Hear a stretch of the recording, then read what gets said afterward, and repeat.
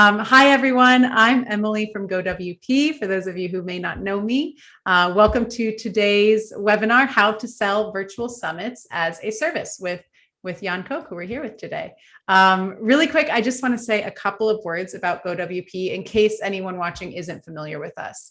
So at GoWP, we create happiness for digital agencies and help them to become more profitable by increasing their revenue, lowering their overhead costs, and retaining their clients for ongoing work. So whether you're ready to grow your team with a developer, a copywriter, a designer, or a project manager, or you're looking to outsource work so you can focus on growth, things like landing page builds, maintenance, support, case studies, all of those sorts of things, we've got you covered. And we're also committed to helping agencies grow through the resources that we provide in this community. So things like this webinar today, we're always looking for ways to help you grow your agency. So, and I'm always open to more ideas. So if there's something that you're looking for, an idea for a webinar, or you're looking for help in some way, reach out to me. You can contact me in the Facebook group. My email is emily@gowp.com. I'm always open to hearing new ideas. And the bottom line is that we're here to help. So I'd love to hear from you. I'd also like to mention that creating a GoWP partner account is 100% free and gets you access to all sorts of resources to grow your agency. Currently, we have landing page templates to help you sell care plans. We have a maintenance schedule lead magnet that you can take, download, make it your own, and use it with the landing page template that we have in there to help you generate more leads and increase your recurring revenue on maintenance plans. We have all sorts of other documentation that you can take and put your branding on and use as your own with your clients and prospects. So you can check all of that out in the knowledge base when you create your partner account at my.gowp.com. And it's completely free to do that. You just create your account and that's it. So if you have any questions about partnering with GoWP or how we can help your agency, feel free to reach out. The best way to do that, generally speaking, is our Facebook group. If you're here in the Zoom room and you're not a member over there, I highly recommend it. We're super active in there. It's a great group of folks. We do weekly happy hour calls. We do all sorts of things. This webinar is currently live streaming in there right now, and all of the comments that we make here in the chat will also be over there. So links, helpful resources, all of that will be always available on the recording over in the Facebook group. So it's a great resource. And I'll put the link to it right here in the chat in case you are not a member yet. So it's the Niche Agency Owners Facebook group. Just a few notes regarding the webinar. I will be watching the chat. Jan, as we know, is a seasoned professional when it comes to live streams and all that. So I'm sure he'll have his eye on the chat as well, even though he'll be in the middle of presenting his webinar. I'll try my best. I'm sure you're a pro at it, probably better than me. So put your questions up. We'll get to them. If it's something important, I'll get it into Jan so he can answer it. If not, we might just save it until the end of the webinar where we've got some time set aside for the Q&A. So we already see the chats working. That's awesome. So I guess we can go ahead and get started. So we're here today with Jan. Jan runs Virtual Summit Mastery and enjoys connecting with people and building an audience globally. He has been hosting summits since 2015 and loves speaking with his attendees through live video streams. And he does such a great job at it. I'm sure many of you watching have been attendees at his events, and they're really fantastic. So welcome, Jan. No pressure thank you for at being. all, then. Yeah. welcome, and thank you so much for putting on this presentation for us. We're so happy to have you join us. Absolutely. Thank you so much for the opportunity, Emily. So as you said in the intro, we are going to talk about selling virtual summits as a service, which is something that after I took over VSM in this year in January, I saw so many people do this in the VSM community that I just had to get the word out there because it is a fantastic business model. And I think anybody who's in this space that we are talking to, usually running digital agencies who do like SEO, building websites, helping clients with conversion rate optimization, building landing pages, and so on, you are perfectly equipped for this business model, even though you might not be familiar with it. And that's the bridge that I want to build for you today in this presentation. As Emily said, we have Q&A time at the end of this presentation, but I'm always going to answer questions if they fit the topic of the slide that we are currently on right now. So shoot them at us. What are we going to talk about today? I want to explain to you how you sell virtual summits, how you overcome objections of virtual summits, what they do for your customers, and what the process is like of hosting virtual summits. And the first thing is that we need to understand summits help your clients become the #1 expert in their field and reach their business goals. So they are true authority boosters. Whether your customer is starting from scratch, if you're building a website for a new business that's just going online due to the pandemic, maybe, or whether you're working with established businesses already that already have selling products, selling services, and they need to be ahead of the competition, summits can do that for them. And what you do is essentially you organize the speakers, you build the website, and you do the launch. So organizing the speakers is probably new. Building websites very likely is nothing new for you.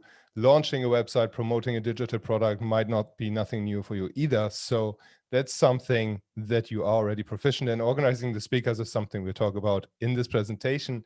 And we also have a bonus for you, which is a speaker outreach tracking sheet that I'll make sure Emily includes when sending out the replays.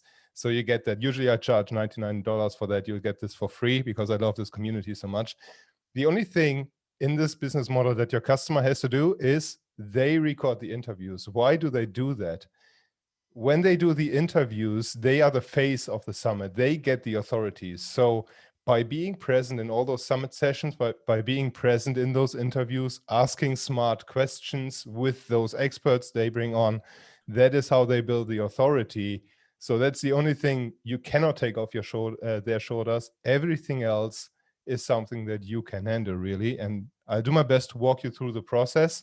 It's a complex one. We have like 45 minutes plus 15 minutes of Q&A, but we'll do my best. If I go too quickly through the slides, by the way, ping me, or Emily waves at me if I'm going too quickly, and then I'll make sure that I slow down because I'm so excited about this.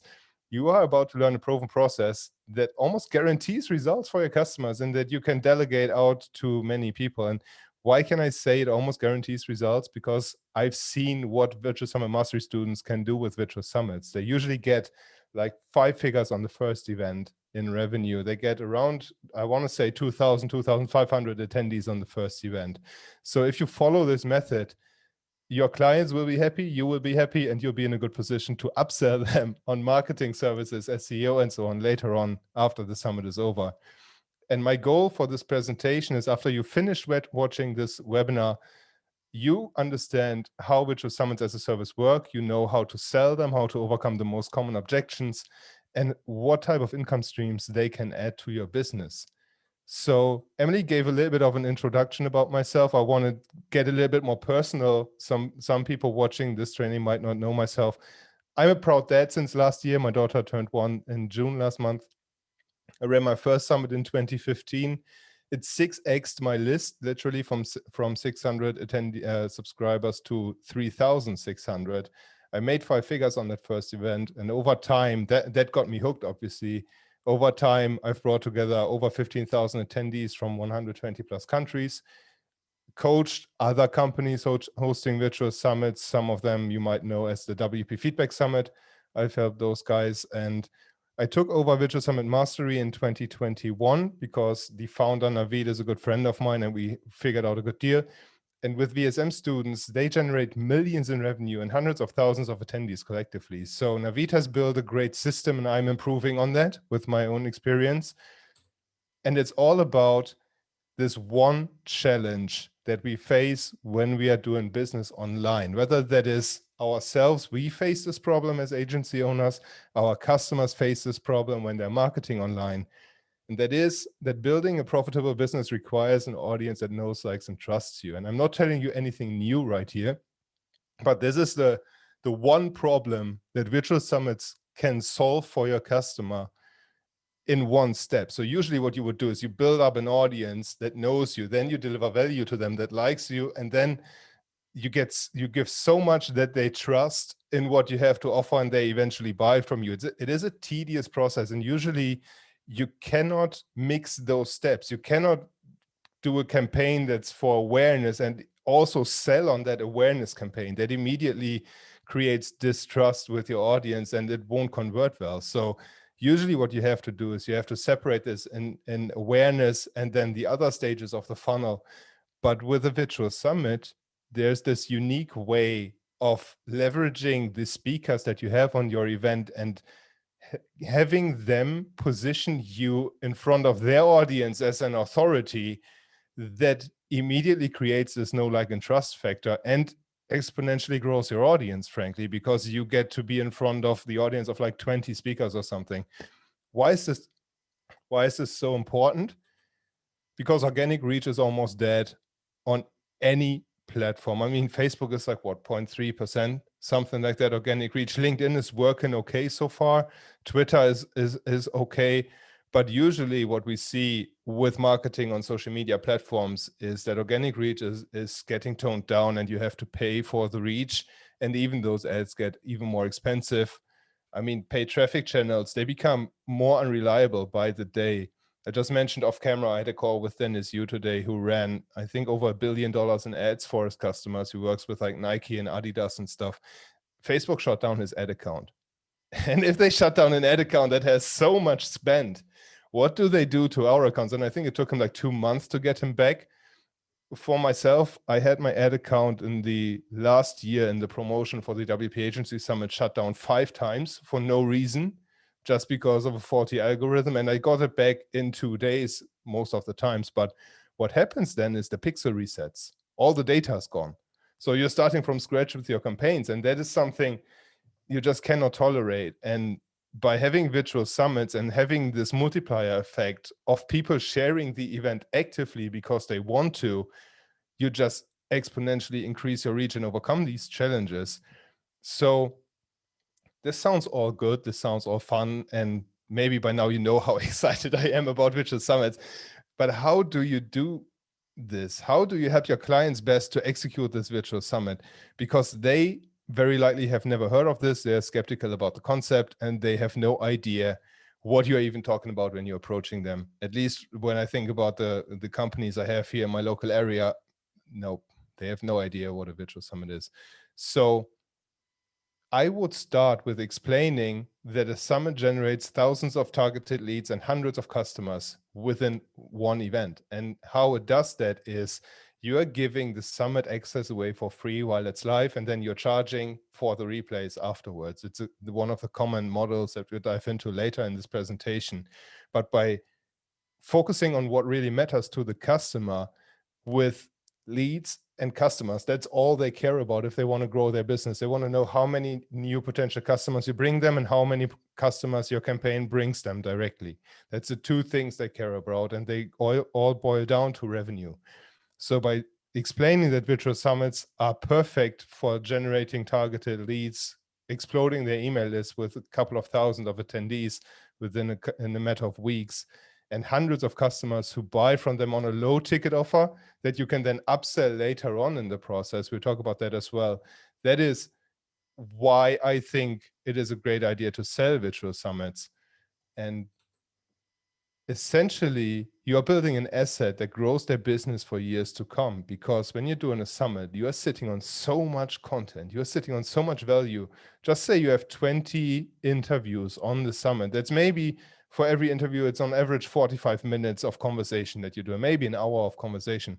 Imagine sitting on 20 hours of really, really good video content. What you can do with that, you can repackage it in a course.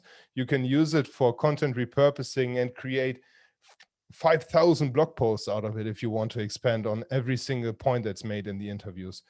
You can use it for podcasts. You can repurpose it in email marketing, in affiliate marketing, pitching their existing offers based off what has been said in those sessions. Packaging the entire summit as a product and selling that as a course, as an entry-level offer, or relaunching the summit 3 months down the road or 6 months down the road. A summit is not a one-time thing, and that is what your customers need to understand. And that is also what the major opportunity for your business is, because after the summit ended, you can upsell your customer on ongoing services and put them on a retainer, whether it's for managing the summit website, whether it's for repurposing the summit sessions into blog content and emails, whether it's doing SEO, whether it's relaunching the summit, you name it. There are countless ways where you can put your customers on retainers. And how do you sell the summits to them? How does this actually work? There are 3 secrets that I deem very, very important for virtual summits.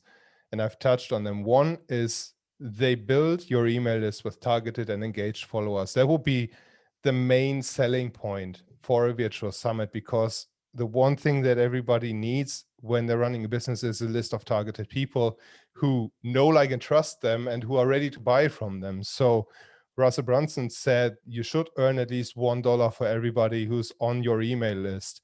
And that is, I think, a good baseline to start with. And if that business isn't at that level, a virtual summit can help your customer get there. The second point is they raise their visibility with competition increasing everywhere. Everybody and their dog going online these days because they have to, and companies outspending each other on content marketing. Your customer needs to find a way to stand out in the market. And what better way than associating themselves with 15 to 20 of the thought leaders in their industry, bringing them all together on a big event, having those thought leaders share the summit with their audience, and then in return, receiving much more visibility in the space. That is, I think, another very good selling point, is that the summit is so much work that their competitors likely don't want to do it, but they don't know what we learn in this training. They don't know the efficient process to run a virtual summit that lets you run a summit in 90 days or less. I've seen summits in VSM that were done in 2 months, and they did 6 figures. And that was with the marketing team. But again, we are all agency owners. We have that team. So we can definitely crush this for our customers, and we can increase their cash flow by adding multiple income streams. So that's ticket sales, that's everything that's after the summit. We haven't even talked about sponsorships yet, where your customer can bring on companies to pay for the event before the event even started. That would cover your own agency's fees, by the way, so that essentially you are helping your customer pay you, which is one of the best positions you can be in as an agency, I think, because that builds this really deep relationship with your customers. So let's dive into this. Secret number 1, the email list. The one thing that we need to keep in mind when we're running virtual summits is that we want to grow the email list. I've said that multiple times already. And for that, we have to have a very clear audience for the summit. Now, the fortunate thing is that your customer is already selling online. They already have that audience defined. They know exactly who is buying their services, and they know exactly the pain points that they are targeting in their marketing already.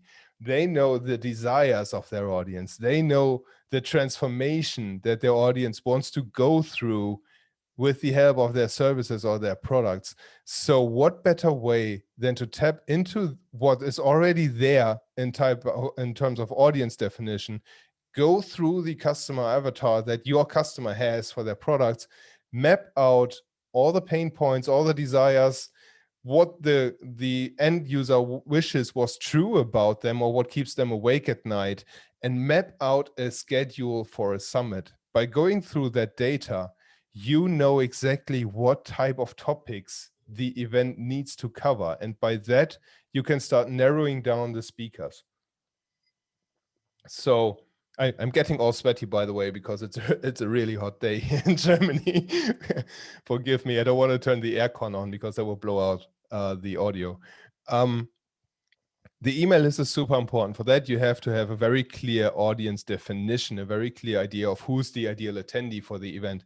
You want to be so good that when an attendee comes to the website, they need to think, damn it, that's exactly what I wanted. They are reading my mind.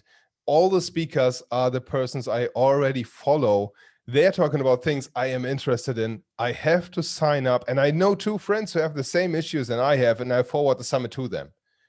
That is the snowball effect that you can get with a virtual summit if you use a referral marketing tool like Early Parrot or something like that to engage social referrals and maybe reward them with some bonuses as well. Summits can snowball quite quickly, and I've seen people do, I think the biggest one I personally saw was like 25,000 attendees on their first virtual summit. So this is obviously not the guaranteed results that anybody would get from the VSM process, but you can reach a ton of people with this. Secret number 2, the raised profile. Your customers will raise their own profile by aligning themselves with industry experts during the summit sessions. This is going to be the main part of your work, I would assume, is you have to find the right mix of speakers on the summit and then connect them to your audience. And we'll talk a little bit more about that in the coming slides. But by doing that, by having 2 or 3 really, really, really big names, what we call A-listers in VSM, then you have, I want to say, maybe 50% would be established authorities, which are experts who are somewhat known, they have a decent following, but they aren't as hard to get to speak at your event as those A-listers, these best-selling authors and people like that. And then the third group of speakers you want to have are the up-and-comers who barely anybody knows about, but they have something really important to say. They are really good at what they do. They're just starting out. They're just not having an audience yet. And you give them the stage on your summit because they will share the heck out of the event. Having speakers share the summit is the one driver of signups. I mean, you can blow $10,000 on Facebook ads, of course, too, to get attendees. But having the speakers promote your event, making it as easy as possible for the speakers to promote the event with swipe copy and graphics and stuff like that, that is where the magic lies, because that's when you get introduced to a new audience, and that audience immediately adds authority to your person because you are introduced. So you must be something worthy to pay attention to. And secret number 3 with virtual summits is adding various cash flow opportunities for your customer. The first cash flow that you will add, the first income stream you will add, is selling the summit tickets after the summit ended. So you can sell what's called an all access pass, which gives access to all the summit contents after the summit is over. That is like the low ticket entry offer. Usually these go for anywhere from $37 to $97, $127, something like that, depending on your market. But then what does it do? You add hundreds of customers to your customer's business that can be upsold, because who buys once from somebody is more likely to buy from them again. And it's easier to get them to buy again than getting somebody who's just a lead to become a customer, if that makes sense. So this is, again, all good marketing speech, and we are probably all familiar with the concepts for that. Thanks for the link for Early Parrot, by the way, Emily. Great catch. But how do you explain this to your customer in plain English? How do you make it so easy that your customer understands this? They have to be afraid. You'll have to eat a lot of frogs in this process. But again, we have to go to France. Maybe they know how to make them delicious. These ones are especially tasty. You need to be helping them to select the speakers. So one of the most confusing points for somebody who hasn't heard about a summit is that they think, I don't know anybody who would even speak at my event. I don't know who I would invite as a speaker and why they would even pay attention to me. And you help them onboard those relationships, build those connections. Oh, I'm sorry that you are not familiar with that. I thought it was it was a common phrase. Here in Germany, we say it all the time. It's like, you have to do something that sucks, essentially. You have to do something that's not pleasant to do. By helping them select speakers, you take the biggest barrier for most people out of the way. And that is way easier than the business owner you're working with might think, is because they have suppliers that are likely industry experts. They have contractors they're working with. They know who's always publishing articles in the leading magazines in their space.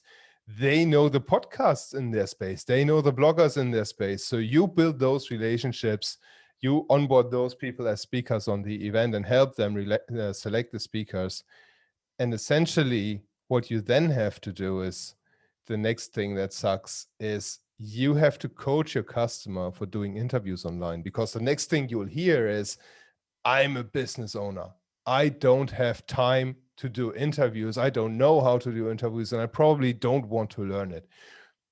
Well, that is the meat of virtual summits. And if you cannot convince somebody to get in front of the camera to do an interview, a virtual summit is not the best fit for them. You could theoretically get on speakers who only do presentations like I'm doing right now, and nobody's on the camera, and they send you a pre-recorded presentation.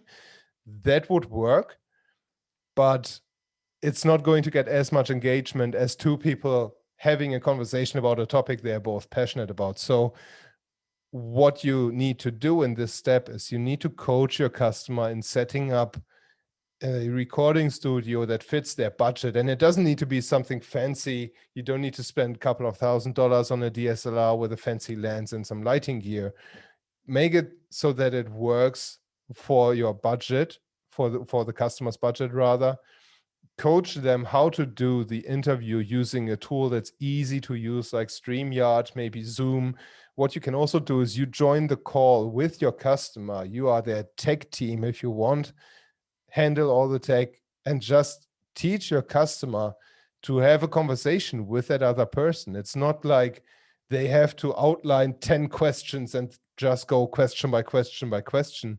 The point of engaging interviews is that it is a back and forth, and it is something that just flows with the interview and with the topics that are being talked about. So most people overcomplicate doing interviews. I think it's just the best ones are if two people meet who have a similar interest, who are passionate about the same topic, and they exchange their opinions, and they know that's something that really important that you need to brief your customer on before going into interviews. They need to always keep in mind what the attendees want to learn from that speaker. So you would teach them to create notes of topics they want to talk about and questions the audience has for that speaker, so that those things get talked about. But there's no one right order to asking those questions. It is just a conversation where your customer has to weave those questions in. And if they don't feel comfortable about this, tell them to be transparent about it on the camera, because it will just create more sympathy with the people watching, because they're just one of them. And most attendees can picture themselves being uncomfortable in a situation on camera as well. So it just creates more sympathy for the attendees, and it likely increase the conversion rates.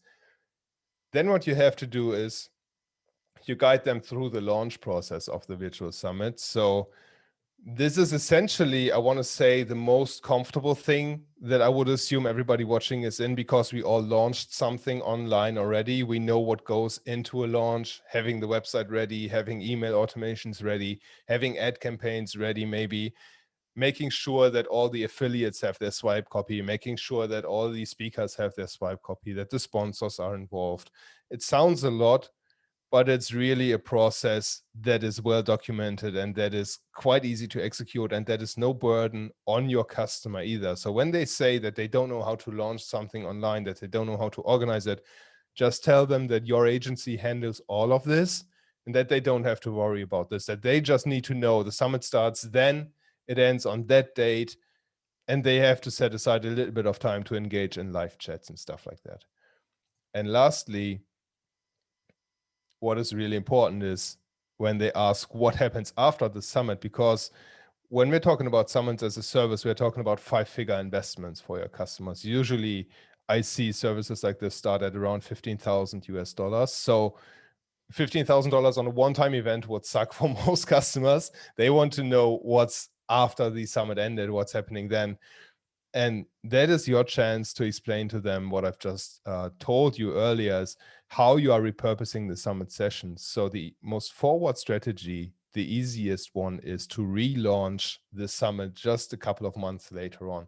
I see people do this every quarter. So they record the summit once, every quarter they relaunch it to the same audience even, and they just add a couple of new speakers every time so that parts of the contents are fresh. And you will see diminishing returns over time because you are exhausting the audience, but they are still, or they can still be, profitable events.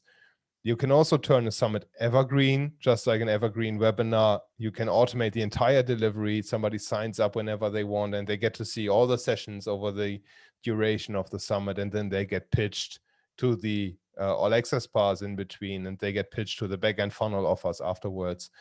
countless ways. Happy to chat about that afterwards if you have questions. That's what the FAQ time is for. But let's talk about delivering a virtual summit.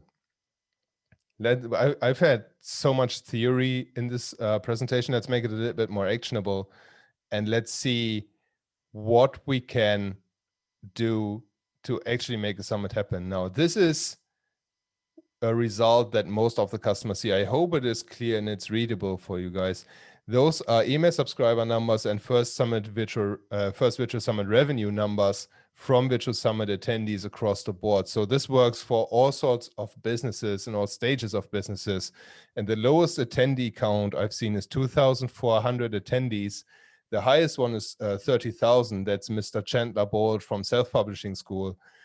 And the lowest revenue number on this chart is $16,000. The highest one, again, Chandler, 370,000, thanks to his backend offer for Self-Publishing School. So he has this high ticket offer that built on top of the summit, which exponentially increases the revenue, frankly. So if you don't have that, the revenue will be lower. You will maybe break even or make a little bit of profit on the first summit, but you'll expand your audience with hundreds of new buyers. So over time, it is a really, really good asset. And just ask your customer what it would mean if they would have 2,500 or 5,000 more engaged subscribers and a couple of hundred more customers that they could promote their offerings to. How would that impact their business over the next 12 months? How much more revenue would they earn? So first steps, I already briefly covered them. You define the summit topics. Step number one for you as an agency in the virtual summit process. Your customer, as I said already, has an ideal avatar. Leverage that to identify the topics that the summit audience is interested in. Again, focus on what transformations they want to achieve, what selling points the current offers have that you can map into topics somebody can speak about, and select how many days you have based on how many topics you want to cover. So the common best practice is for first summit everywhere from 3 days to 5 days, Monday to Friday, Monday to Wednesday, something like that, depending on the market and the common practices for events in that space. On every day, you can have around 3 to 6 speakers, I would say. If you do more, you'll get more results, but you'll also get a lot more work. So the first summit is always something I would consider to set the process straight, get all the workflows in place. And then the second one, you can bump it up and you can increase the potential and the scale. But for every day that you have on the summit, there's one topic the speakers can focus on so that attendees can select very, very easily what day they want to attend the summit, what is most important for them.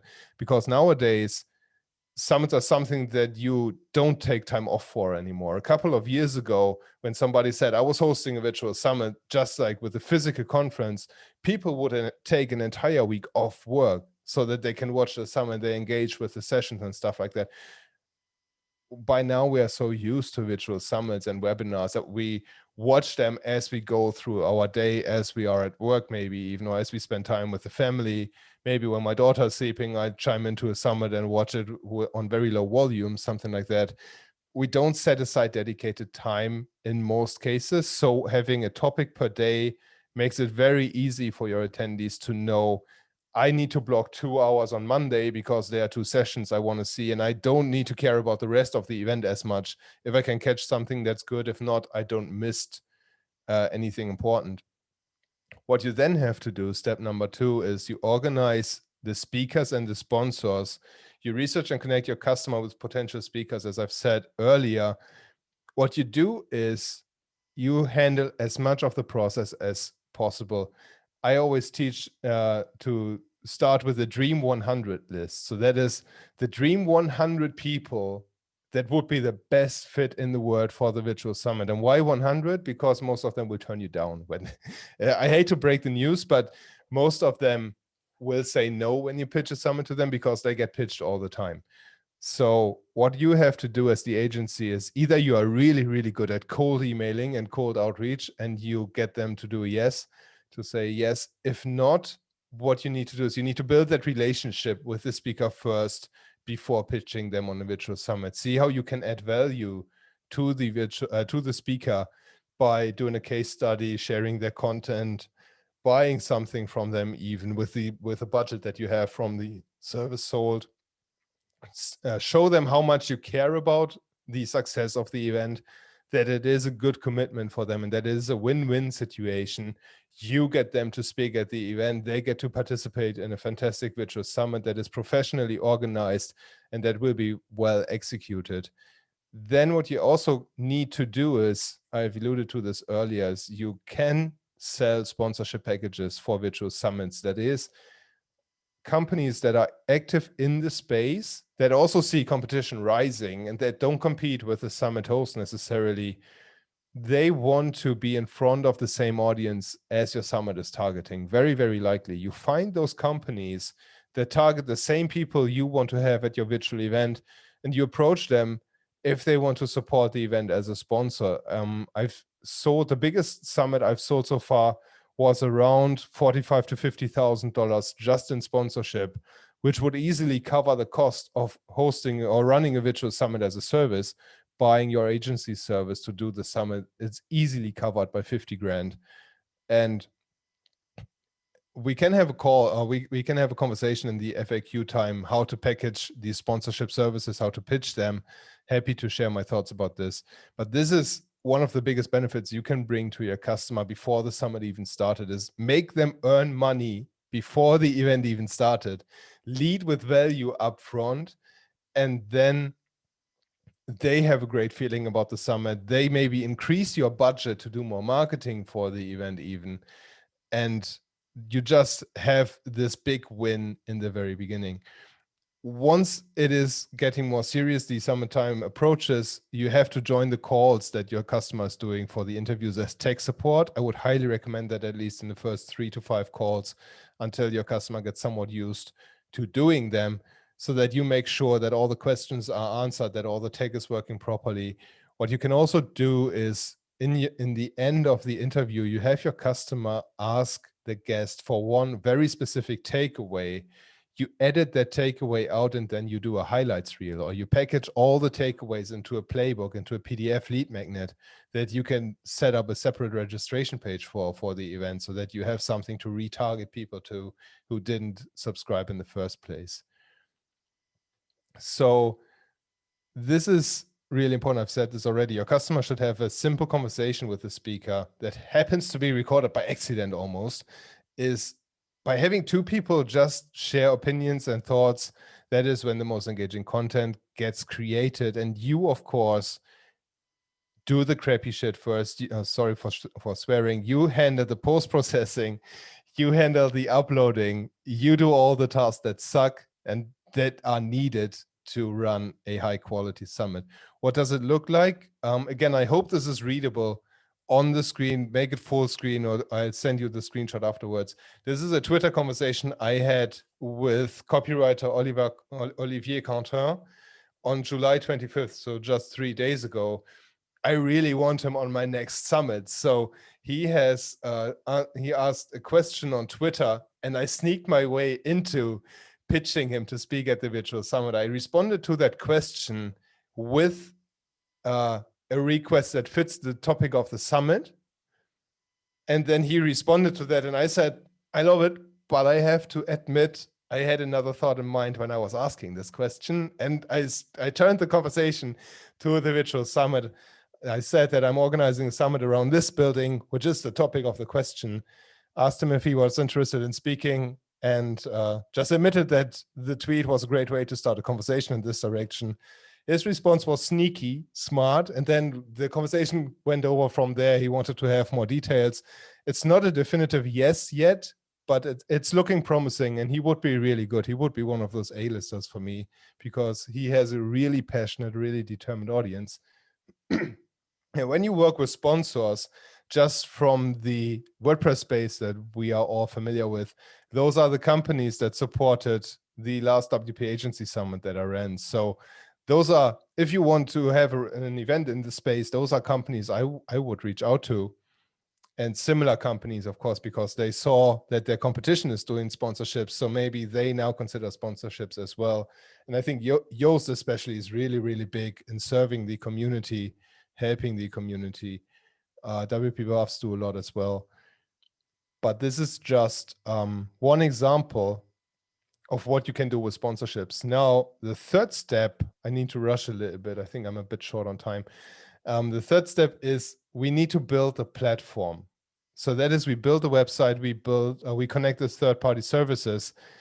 Very simply said, you need a registration page, a sales page, and inner pages that contain all the summit sessions. I'll elaborate a little bit more in the FAQ section if you want. Essentially, what we need is, and what I would recommend is, attend other summits and just note down all the pages that you see. See what pages they have that you can remodel. Obviously, not copy the exact structure. I mean, good artists copy, great artists steal, but don't do that too much. Add your own spin to it, but that gives you a good idea of what are the pages that you need, because they vary heavily depending on the type of summit that you're running. Then what you need to do is you want to deliver the summit via email only. So you don't want, when the summit is live, you don't share any direct links to any session on social media or wherever. You just send it everything out via email. Otherwise, you lose the reason for people to subscribe to the email list, which ultimately is what we want to do. You set up the tracking for analytics, for paid traffic campaigns, set up the conversion tracking. Of course, we need to sell the Alexis passes, so you need to connect the payment gateway. I usually use a Thrive card for this, which works really well, but obviously WooCommerce is there and other payment gateways work as well too. You embed the video sessions from the interviews, and as a bonus, you can DM me. So virtualsummitmastery.com/DM is a short link to a messenger bot on Facebook, and I'll send you a free cheat sheet that includes all the details, even without asking for your email address. So before you enter, I'll ask for your email address after you receive the cheat sheet, but you get the PDF without committing to anything really. just for fun, I couldn't help myself. This is a summit funnel. This is the one funnel that brought in 6 figures within 2 months. But this is, of course, it is, of course, a joke, because the smaller funnel, when you want to start a virtual summit, is like this. That's the front end funnel. You have a registration page that goes to an upsell page or sales page, goes to the order form, goes to an upsell for the Alexis passes or some bonuses, and a thank you page. And then you have a second income stream, a second traffic stream with retargeting ads that go to the playbook registration page. I'll post the screenshot of this funnel below the video in the replay. It's very, very hard to read probably, but I still wanted to cover the theory. You have a second registration page for retargeting with the playbook that goes also to that offer for the Alexis pass. And then you complement that with a 5-part email sequence that goes directly to the Alexis pass sales page, because people are already subscribed by then, and you still want to pitch them on the Alexis pass if they didn't buy that. So the next step would be, if you have all the speakers, if your customer did all the interviews, you have built a website, now it's time to launch. Now it's time to really kick the gears in. So you need to set up the PPC campaigns, which is, if you are a freelancer, by the way, I'm covering a lot of different stuff right now, a lot of different skill sets. You can outsource literally anything. The only thing I wouldn't outsource is the communication with your with your client. So you guide them through the process, at least for the first few clients, so that you know what objections come up, what questions come up, and then you can outsource that too. But even if you are somebody who's working on their own, with the 5-figure price point of this service, you can afford to outsource, and you can save your own time in learning PPC. I mean, that's a career in itself. Graphic design for the summit graphics is a career in itself. Outsource all of that, focus on delivering a stellar customer experience for your customers. Make sure that all the VAs and contractors work together. That is your main job in this case, if you are a freelancer. With the launch, you set up paid traffic campaigns if you want to do that. You ensure that the speakers promote the event, and you do that by creating swipe copy with emails, with social media updates, create graphics they can share, and make sure they know when to share the event. So I would suggest that you have them share at least 3 times. I would even make that a soft requirement for people joining the summit as a speaker that they are willing to promote at least 3 times. That is at least a week before the event, that is the day before the event, and that is the day their session goes live. At least on those 3 days, you need speakers to promote, to put your event in front of their audience. You also should follow all the speakers on all their social media and subscribe to their email list so that you can track if they shared. And also what you can do is, if you want to really take it a step further, you set up dedicated links with dedicated UTM parameters for every speaker, send them over as a pretty link with summit.com/speaker A that goes to the main registration page with all the UTM links for speaker A, summit.com/speaker B with all the campaign tags for speaker B, so that in your analytics, you see exactly which speaker drove how many visitors, how many attendees. That is actually something that I would highly recommend. Also, what I would recommend is you need to build a community around this event. You need to be able to bring all the attendees together to have them ask their questions. So you need to ensure that there's a Facebook group that's managed, and you need to handle customer requests and monitor the website and sales during the summit, of course. Now, what's the selling point? How do you sell Alexis passes? How do you make more money besides the sponsorships? You keep your summit while it's free, which is super important because otherwise it won't get shared as much. And then when it's over, you sell all access passes. You lock down all the summit contents in the membership area, and you can do a 3-tiered price for the summit so that the Alexis Pass is at its cheapest during pre-launch when you're just building the waitlist for the summit and you still want to have an Alexis Pass. You could do like 50% off. Then once you have the real launch coming, I want to say 4 weeks before the summit, until the summit start date, you would have a slight price increase. And then on summit start date, you would have the full price of the Alexis Pass. And if you really want to take it to another level, you increase the Alexis Pass drastically after the summit is over, so that you get more urgency. But then again, this needs to be ethical. So you need to keep the Alexis Pass at this price point by then, until at least you relaunch the summit. And there's a great question from Joe that I want to jump in right now real quick. I don't pay speakers usually, Joe. So the question is, do you pay speakers? Usually, nope. Usually what we do is we set them up as affiliate, as you referenced, and that is good enough. What they can also do on most summits that I organize is they get to pitch their own offer at the end of the session. So they get to build their email list as well. And they get, thanks to all the speakers sharing, they get a big audience that goes to their session and that sees their offer. And that is how most of the speakers are willing to join the event for free. Maybe the big authors, the very, very well-known people, maybe they demand speaking. I had this once with John Lee Dumas, who I wanted to have on one of my summits. Obviously, he's in the position, John Lee Dumas from Entrepreneur on Fire, he's on the position to charge for his speaking gigs. And he was very reasonable, but it was out of the budget. So he wasn't speaking at the event, frankly. This is what the memberships can look like. It's a screenshot from one of the list building school summits. It's just a membership area with LearnDash installed, really. And you can use Lifter LMS. You can use any other LMS that you would like. You can use Kajabi, Kartra, Teachable if that's more your style as well. But essentially, it's a membership area that you lock down all the sessions in. You need to make promotions easy. Again, you have to eat that frog, so do the hard stuff first. You have to create the swipe copy. You would have to create social graphics that grow the brand of your audience and of the speaker alike, so they need to be created professionally. Publish your promo calendars early enough, especially for the affiliate promotion, because the bigger the speakers are, the more time in advance they need to know when to schedule the emails. So this is a really important step. You want to have this out at least 2 months before the summit, I want to say, because this really ensures that the promotion gets scheduled in.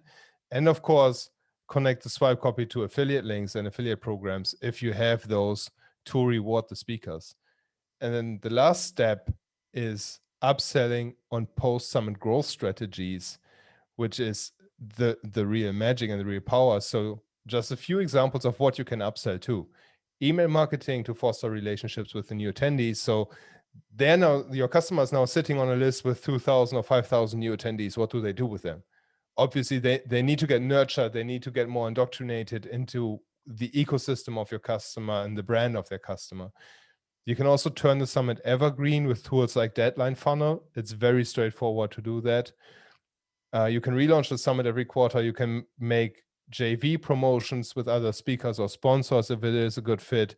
And of course, all the repurposing I've already talked about for blogging, for podcasting, cut up the summit sessions into ad format and stuff like that. So this is where you put the retainers into play. So let's quickly recap. Very out of time here, so I'll go through this quickly. We have an engaged and targeted email list plus raised visibility and increased cash flow equals your customers' widely profitable online business.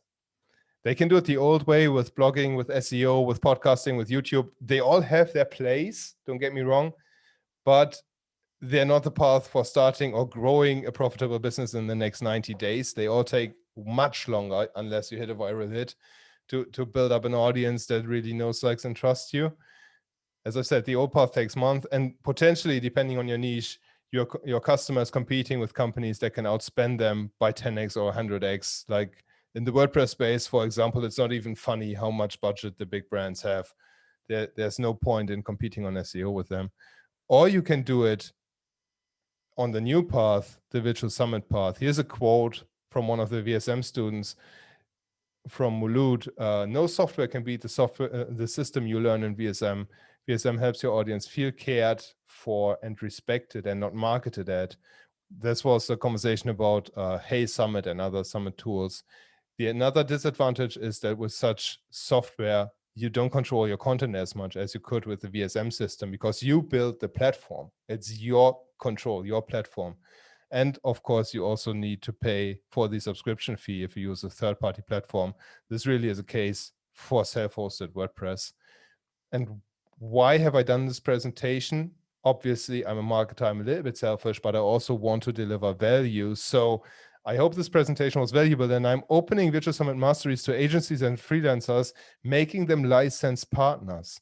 So I'm interested in building more win-win situations for all of us. So in VSM, you would get as a licensed partner, you would get pre-built website templates for Elementor, Gutenberg, Thrive Architect, and Divi, for example.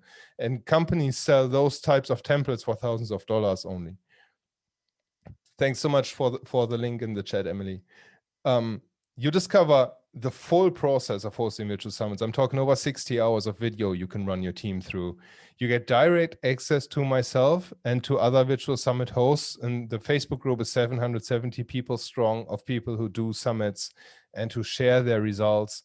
Christopher did a virtual summit for a customer. He actually used Hey Summit for this, and they made 6 figures in the first event for his customer. They did $125,000 following the VSM method. And he sold that summit to a customer. He actually complained because he didn't anticipate the results were so good. So he charged not enough for the summit. And he learned that he will probably have a percentage-based fee in combination with an upfront payment to cover all his costs. So this is what happens when you follow the VSM process. And I would love for you to schedule a free call with me. I've set up a simple application form at virtualsummitmastery.com/agency. I would love to talk to you to see if this is a good fit for you, to share more details about what VSM is, how the summits work, how you can integrate this into your agency if that's interesting for you. Again, with summits, you help your customer build an engaged email list that they can leverage over and over again. And in VSM, we have a 90-day action plan that you would go through with your entire team. Your clients create rewarding relationships with leaders and relevant companies in their niche, which always pays off in ways that you never anticipated before. For example, I'm now a paid Cloudways Maverick. I get paid from a hosting company I like and that I use since 6 years. I get paid to create content for them just because they met me on one of the virtual summits, and we've built that relationship from there. And this relationship now is going on for over 2 years, where they're contributing to the bottom line of my business just from one summit I ran 6 years ago. So this is just one example. And lastly, your customer becomes the person to know because they're connected with so many influencers. I skip over the next step because I really want to get into the FAQ section. We are already out of time here. I apologize. But yeah, I saw there are many questions. I'm sorry that I didn't get to all of them. I just saw Joe's right now. Yeah, let's get at it. That was awesome, Jan. Thank you so much. That was so much good information. It's not surprising that you took up the whole hour on that because you gave us so much. I actually trimmed down the presentation quite a bit. It's fantastic. And if you're watching this as a recording, I'm sure you're also getting all this value here. So thank you so much for that, Jan. And you're coming from a place of knowledge. I mean, you did your first virtual summit in 2015. So yeah, there's definitely some experience here. So I'm grateful for your willingness to share and give us so much here. Yeah, a few questions came in. One of them being, do you have any sort of idea on the average that a speaker might make on affiliate income if you do have it set up in that way where you're offering affiliate income for your speakers? What have you seen in your experience there? Anywhere from $0 if they didn't promote to around $2,000, $2,500. Okay, nice. Yeah, so that's definitely a value proposition there for getting speakers to sign on. Absolutely. And cool. it's also a good reason for them to share the summit that grows the revenue for all the parties involved. Yeah, absolutely. And making those sharing opportunities as simple as possible for them too, as you explained in there. I thought that was really, really nice to see laid out. Another question, and I'm sure this is on the mind of a lot of folks, but as COVID restrictions lift, hopefully, they said, and conferences go back to in-person and people want that, how will that affect virtual summits going forward? And we had a little bit of conversation about this in the chat where someone responded back, it won't affect much because audiences have split. Not everyone can travel and restrictions are still nuts. Plus the convenience that people are discovering with virtual events now. People don't want to give that up, right? Of course, there will be times where maybe once a year or a few times a year, or if you don't have, responsibilities keeping you home and making you not want to leave home for weekends or week-long trips or things like that, the value is still there in virtual events. So I'm curious, you've been hosting virtual events pre-COVID and now during COVID. So what have you seen there? I'm sure some growth, but what do you kind of expect in the future moving forward? I don't see virtual summits going anywhere. I totally agree with you on that. And the reason is, just as you mentioned, they are, first of all, for the attendees, they're super convenient. You're just sitting on the couch watching them on your tablet or on your notebook.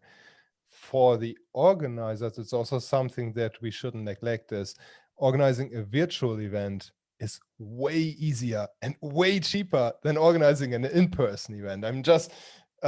I was talking to Lee Jackson the other day. He hopes that he can bring Agency Transformation Live back next year. And just seeing what hoops he has to jump through for organizing that, renting the location, organizing the catering, making sure the Wi-Fi is there, making sure everybody knows where to stay and where to go, and organizing all the tables and stuff.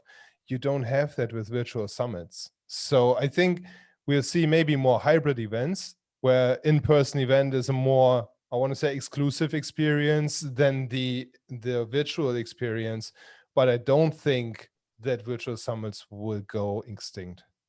Yeah, I think it's possible we'll just continue to see more of them as these doors have opened up the opportunity for it. Of course, you think that virtual summits and these sorts of things can lend to a lot of technical difficulties and that sort of stuff. But imagine, anyone who has planned an in-person event knows the headaches and the difficulties that arise with in-person events. And it's a huge thing as well. It's challenging. Yeah. And I was thinking of doing an in-person event myself, but me being in a remote location, I cannot do that because I would have to travel to the next bigger city, which is probably Hamburg, which is a 3-hour drive from myself. And that makes me away from home for at least a week, I would say. And that with a young family and with a dog and a huge backyard that's just getting remodeled these days, it's not an option. So everybody who has a little bit of cash sitting aside or who can invest in running a summit can do that, but definitely not everybody can host an in-person event. Yeah, it absolutely, it makes it so much more accessible to a much wider audience. Yep. And that's value there for sure. So great question. So thank you for asking that question. Another question. So according to GDPR laws, we aren't supposed to share email lists. So is it possible to add an explicit message letting subscribers know when they register that this list will be shared, or saying this list will be shared? You don't. Okay. So how does this work? You don't share the email list with speakers. When somebody asked me that screenshot from Olivier from Twitter, he asked me too if he could get access to the speaker emails. I just said no, just because for that reason, that it is not legally allowed unless there's explicit consent. I would assume that giving that consent or just having that checkbox there makes the opt-in rates plummet to the bottom. And if a speaker wants to have that email list, I think they're not the best fit because they won't grow, they won't promote the event. It's not their goal is to expand their own email list, to expand their own business in the easiest way possible. And by sharing an event to an audience who is already subscribed to their list, how would they grow their email list? They wouldn't, though. From their perspective, it's all about getting the attendee data without doing much, where in reality, what they should be worried about, and the really passionate speakers are, is how can I add so much value that when I make my offer for a freebie, lead magnet, a cheap product, whatever, enough people join up and subscribe to my offer. So I never share email lists, and I don't think anybody in VSM does. Excellent. I think that's a great practice there. And, speakers who are practiced at this, they have ways of getting the interested party, people who are valuable leads for them to sign up for something during their presentation and that sort of thing. And that's where they get exposure to this wide audience, and then turning that into something is really up to them to figure out how to do that. And it's all about the exposure, I'd say. And that's a great point, because what's the benefit of adding 5,000 people to your email list, bumping up the invoice that you pay every month for managing those people? And from those 5,000, 4,500 don't know who you are. Absolutely. Yep. So I think there's certainly ways around that. So that's great. Let's see. And Joe is just saying here in the chat that he has a resource page with slides, and then below it an opt-in for his email list and a free PDF. And if you've done a good job on your presentation, people will want more from you and they will sign up for 100%. That. So that's very true. Do you worry that there's a lot of onus on the speakers though? Is it too much without paying speakers? No, I don't think so. I think speakers, even now when they get pitched so much, they value a good opportunity for publicity.